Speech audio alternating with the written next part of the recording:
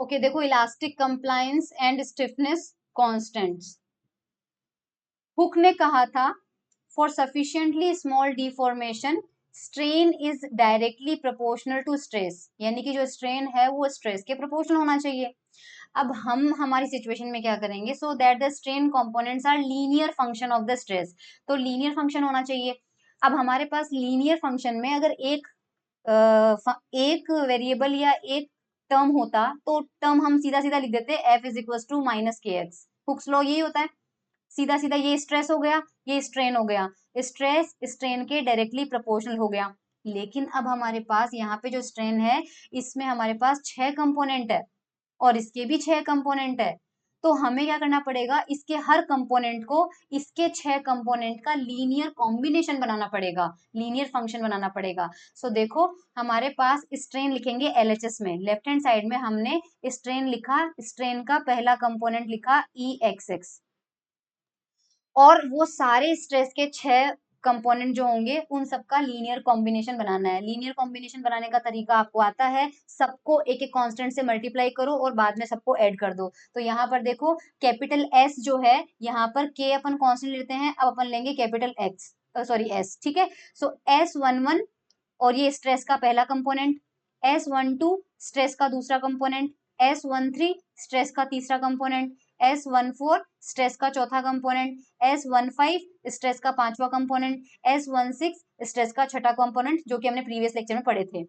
उसके बाद स्ट्रेन आता है दूसरा E Y Y, E Y Y में भी सेम वही होगा, S21 मैट्रिक्स होगी यहाँ पे आपके पास 6x6 की एक मैट्रिक्स बना लो, तो उसके कंपोनेंट S11 12 13 14 15 16, नेक्स्ट रो क्या होती है 21 22 23 24 25 26, स्ट्रेस के कंपोनेंट सेम रहेंगे।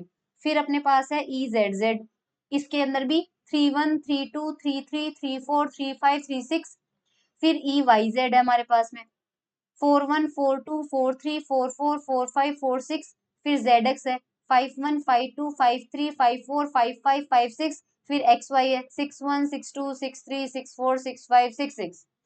ये जो चीज अपन ने की है उसमें अपन ने ये फॉर्मूला लगाया था, strain is directly proportional to stress, लेकिन उल्टा भी लिख सकते हैं, करेक्ट। लेकिन इसमें अपन ने जब ये हटाया तो हमने लिखा strain is equals to some coefficient capital S और स्ट्रेस, फिर हमने स्ट्रेस के सारे कंपोनेंट लिख दिए। लेकिन अगर इसी सिचुएशन को उल्टा लिखा जाए, यानी कि जो स्ट्रेस है अगर उसको पहले लिख दिया जाए तो वो भी तो स्ट्रेन के प्रोपोर्शनल होगा, लेकिन तब जो कोफिशिएंट होगा वो हमारे पास अलग लेना पड़ेगा। कारण, क्योंकि जब स्ट्रेस प्रोपोर्शनल लेंगे तो यहाँ पर एस नीचे की तरफ आएगा, तो जरूरी नहीं है कि वो एग्जैक्टली 1/s हो, बट कोफिशिएंट अलग होगा, ये पता है। तो जब ये वाली सिचुएशन लगाते हैं तो 37 से रिप्रेजेंट करना है। अगर पहले स्ट्रेस को लिखते हैं फिर स्ट्रेन को लिखते हैं तो भी सिचुएशन सेम रहेगी। लेफ्ट हैंड साइड में फोर्स लिखना है, मतलब स्ट्रेस लिखना है, C11 C12 C13 C14 C15 C16, और साथ में स्ट्रेन के components EXX EYY EZZ EYZ EZX EXY।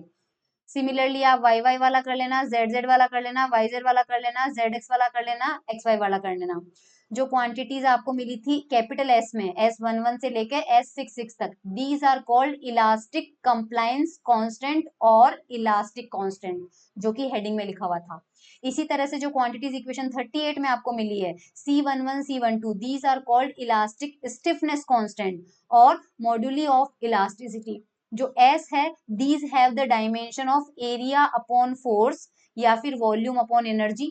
अब देखो एरिया अपॉन फोर्स कैसे आया S का, क्योंकि जो S था वो कब मिला था अपन को, S अपन को कब मिला था, जब अपन ने स्ट्रेन को स्ट्रेस इक्वल टू S और यहाँ पे था स्ट्रेस, तो यहाँ से S की वैल्यू निकालेंगे तो ऊपर आ जाएगा हमारे पास स्ट्रेन और नीचे आ जाएगा हमारे पास स्ट्रेस।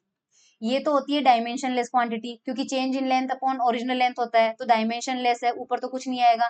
स्ट्रेस होता है फोर्स अपॉन एरिया, तो फोर्स नीचे एरिया है वो ऊपर चला जाएगा, तो क्या आ रहा है हमारे पास एरिया अपॉन फोर्स। तो डायमेंशन क्या आ रही है हमारे पास एस की, एरिया अपॉन फोर्स, क्या यही लिखा हुआ है? Yes, area upon force. इसकी दूसरी वैल्यू जो है वो वॉल्यूम अपॉन एनर्जी की है। वॉल्यूम अपॉन एनर्जी को आप इसमें कर सकते हो कैसे? ऊपर एरिया है, नीचे एफ है, ऊपर dr से मल्टीप्लाई कर दो, नीचे dr से मल्टीप्लाई कर दो। a डॉट dr हमारा होता है वॉल्यूम एलिमेंट, और f डॉट dr होता है वर्क, और वर्क की डायमेंशन होती है एनर्जी।